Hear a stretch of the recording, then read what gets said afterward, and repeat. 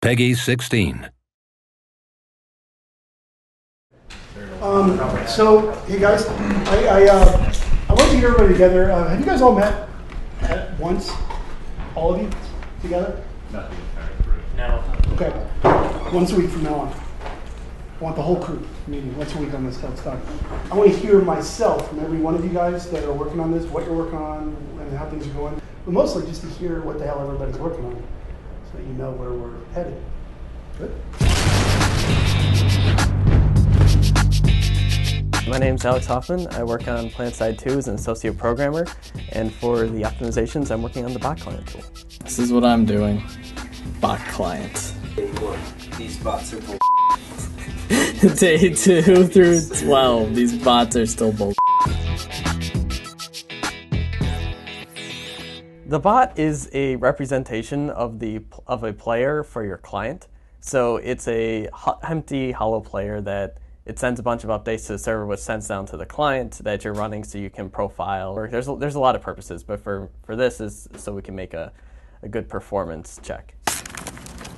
All right, walk around the office a bit. Say hi to the camera. Hi to the camera. Oh, you. Well, good news and bad news. The good news is I submitted the first version of the bot client that can take in the XML instructions. The bad news is the movement just completely screwed itself. So I'm taking apart the movement code line by line and figure out what happened. So right now our bots are very dumb.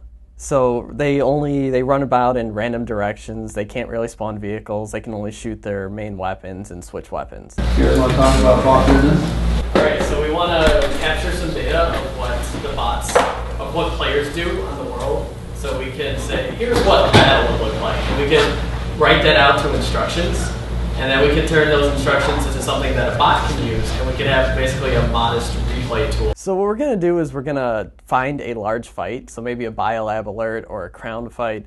And we're going to take all the data that we have from that fight and turn it into something more readable. And then it'll take those instructions and what a player did. If a player shot here and then threw a grenade there, it'll turn that into so that the bot will do exactly that, or close enough that we can say this is an accurate representation of a fight. Here are some new bots. I'm using just some people that were running around VR zone. So right now they're interpolating through the ground because they don't know any better. Now he's going to spawn onto a flash.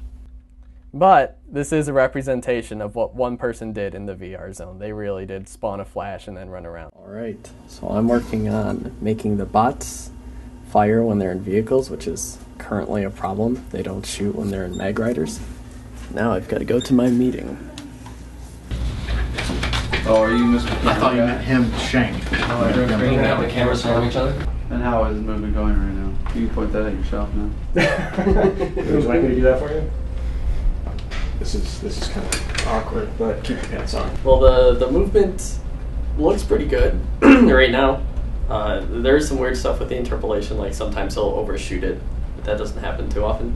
Right now, we gave up on grenades for the moment, and now vehicle weapon. I'm trying to get vehicle weapons working too.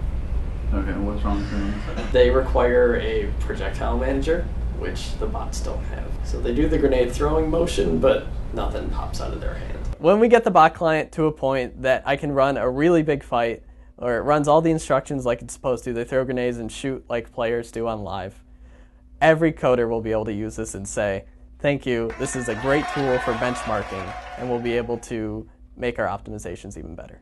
Are you not working again? I work late every day, Adam. Hey. I don't think I've left before 7 at all this week.